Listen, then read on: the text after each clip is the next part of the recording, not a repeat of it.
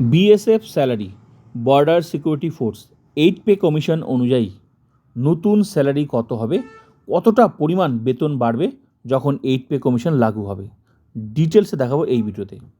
আর যারা এখন এই মুহূর্তে যারা চাকরি পাবে বিএসএফে, চাকরির শুরুতে বেতন কত সেটাও দেখাবো। এখানে দুটো স্যালারি দেখাবো, একটা হচ্ছে 8 পে কমিশন অনুযায়ী একটা স্যালারি, আর যারা নতুন চাকরি পাবে বিএসএফে যারা জয়েনিং করবে তাদের বেতন কত। মানে এই বেতনটাই যারা নতুন চাকরি করবে, এই বেতনটাই যখন 8 পে কমিশন লাগু হয়ে যাবে তখন সেটা কত পরিমাণ বাড়ছে ডিটেলসে দেখাবো। তো চলো তোমরা দুটো স্যালারি তোমরা দেখে নাও।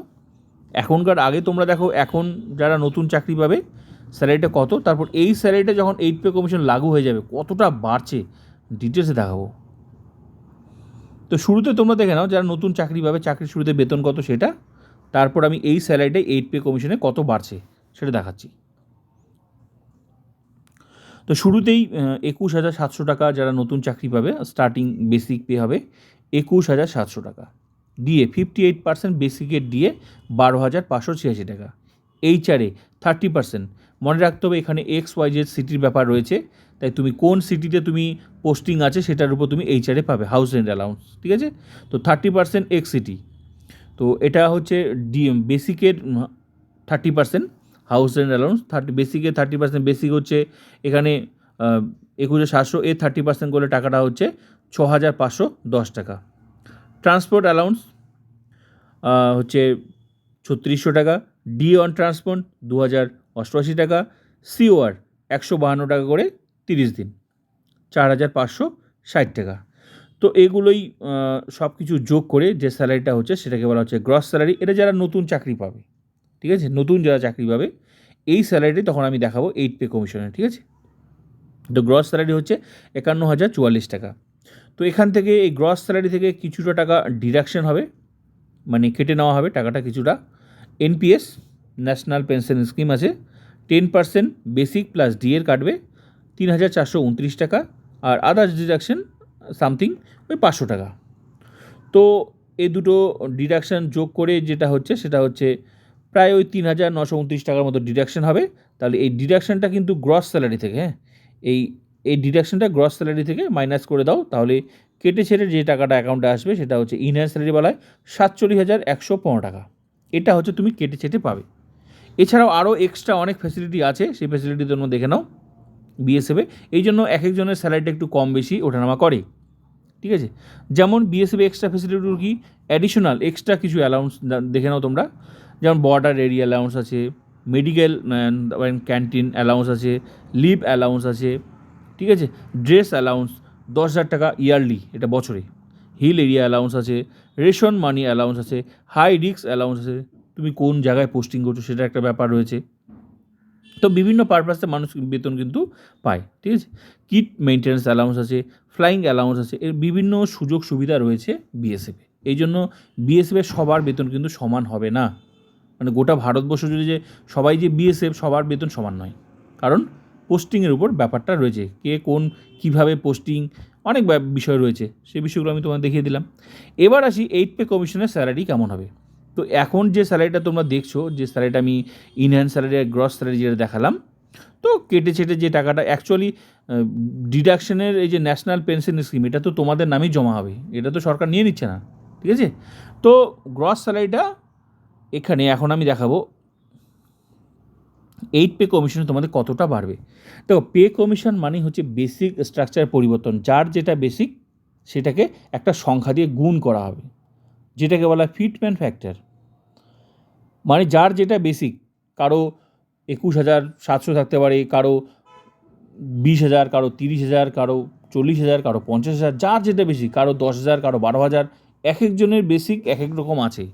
যেমন যতক্ষণ না 8 পে কমিশন আসে তোমার বেসিক প্রতি বছর চেঞ্জ হতে থাকবে। কেন চেঞ্জ হবে? কারণ বাড়বে, বেতন বাড়ার অনেক জায়গা আছে। এই বেসিকটা তুমি যখন চাকরির শুরুতে তুমি জয়েন করবে, তোমার 21,700 স্টার্টিং বেসিক 21,700, এক বছর হয়ে গেলেই তোমার বেসিক অটোমেটিক 3% হারে ইনক্রিমেন্ট হয়ে বেড়ে যাবে, বাড়বে, চেঞ্জ হয়ে যাবে। শুরুতে তোমার 21,700 ছিল, তোমার বেড়ে গেল। যখন তোমরা নতুন এখন যারা নতুন চাকরিতে জয়েন করবে বিএসএফে, তোমরা বেসিক, তোমাদের বেসিক হবে 21,700।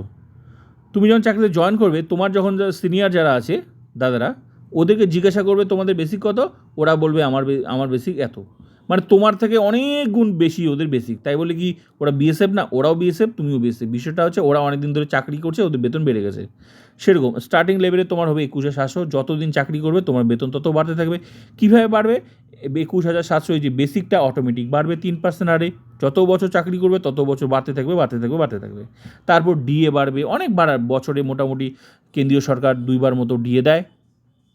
তাহলে অনেক জায়গা আছে বেতন বাড়ার, বেসিক বাড়ে, ডিএ বাড়ে, এর ফলে বেতনগুলো কিন্তু বাড়ছে। এছাড়াও এক্সট্রা অ্যালাউন্সের কম আছে, অনেক ধরনের অ্যালাউন্স আছে, তার উপর ডিপেন্ড করে মানে তোমাদের স্যালারিটা কিন্তু বাড়ছে। ক্লিয়ার? তো এবার বিষয় হলো, তো পে কমিশন আসা মানে বেসিক স্ট্রাকচার পরিবর্তন, যার যেটা বেসিক আছে সেটা বাড়বে, কিন্তু কত বাড়বে, কত গুণ বাড়বে, এটা হচ্ছে ফিটমেন্ট ফ্যাক্টর। কিন্তু প্রবল সম্ভাবনা কেন্দ্রীয় সরকারি কর্মচারীদের 2.57 গুণ করা। 6 থেকে 7 যখন এসেছিল ওই কেন্দ্রীয় সরকারি যে পে কমিশন, এখন যেটা চলছে সেটা কিন্তু 7 পে কমিশন। কেন্দ্রীয় সরকারে যত সরকারি চাকরিজীবী আছে, কেন্দ্রীয় সরকারি কর্মচারী, তারা কিন্তু 7 পে কমিশন অনুযায়ী বেতন পাচ্ছে। তো 6 থেকে যখন 7 এসেছিল তখন গুণ করেছিল 2.57, 7 পে কমিশনে ফিটমেন্ট ফ্যাক্টর ছিল 2.57।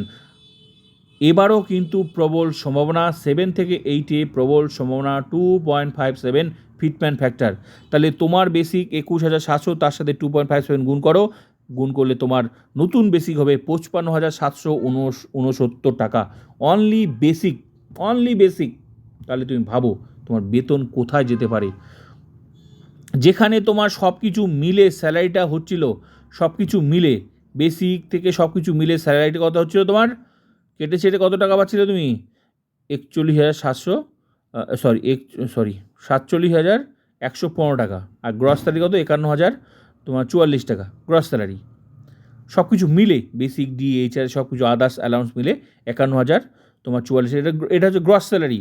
আর যখন 8 পে কমিশন লাগু হয়ে আসছে তখন কিন্তু তোমাদের প্রবল সম্ভাবনা, বেসিকটা দেখো, তোমার যা বেতন, তোমার সব কিছু মিলে যা বেতন ছিল, আর বেসিক দেখো, ও একাই বেসিকই হয়ে যাচ্ছে ওর কাছাকাছি, মানে ওর থেকে বেশি হয়ে যাচ্ছে। সব কিছু মিলে যে স্যালারিটা, তার থেকে অনলি বেসিকটাই কিন্তু 8 পে কমিশনে তার থেকে বেশি হয়ে গেল। 55,769 বেসিক। তারপর তো বেতন হতে গেলে কী লাগে? বেতন হতে গেলে তো আর শুধু বেসিক দিয়ে হয় না, একটা ডিএ থাকবে। কিন্তু যেহেতু নতুন পে কমিশন আসবে, তখন শুরুতে তোমার ডিএ দিতেও পারে, নাও দিতে পারে, কিছুদিন পর ডিএ দেবে, কিন্তু শুরুতে ডিএ থাকতেও পারে, নাও থাকতে পারে। ঠিক আছে? এইচআরে কিছু না কিছু থাকবেই।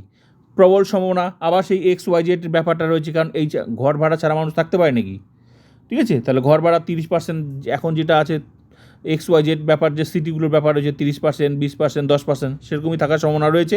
কারণ নতুন রূপে কিন্তু স্যালারিটা তোমাদের সেট হবে, তবে সম্ভাবনা রয়েছে তোমাদের ডিএটা সম্ভাবনা 0 থাকতে পারে, তবে এইচআরে 30% থাকার সম্ভাবনা রয়েছে। আদার্স অ্যালাউন্স যেরকম আছে সেরকমই থাকার সম্ভাবনা রয়েছে।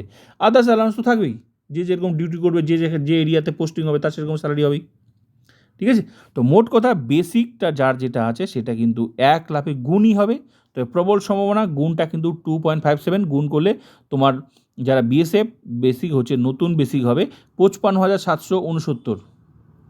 তারপর ডিএ, এইচআরএ, আদার্স অ্যালাউন্স যোগ করে বুঝতেই পারছো তাহলে গ্রস স্যালারিতে কতগুলো যোগ হবে আরও। কারণ বেসিক তো থাকলোই একটা, তারপর আরও যোগ, তাহলে বুঝতে পারছো তো তোমাদের বেতন কতটা বাড়ছে। প্রচুর বাড়ার সম্ভাবনা রয়েছে, প্রচুর। তবে 2.57 কিন্তু প্রবল সম্ভাবনা ফিটমেন্ট ফ্যাক্টর। তো এই ছিল ভিডিওটা ভালো লাগলে like, comment, subscribe and share.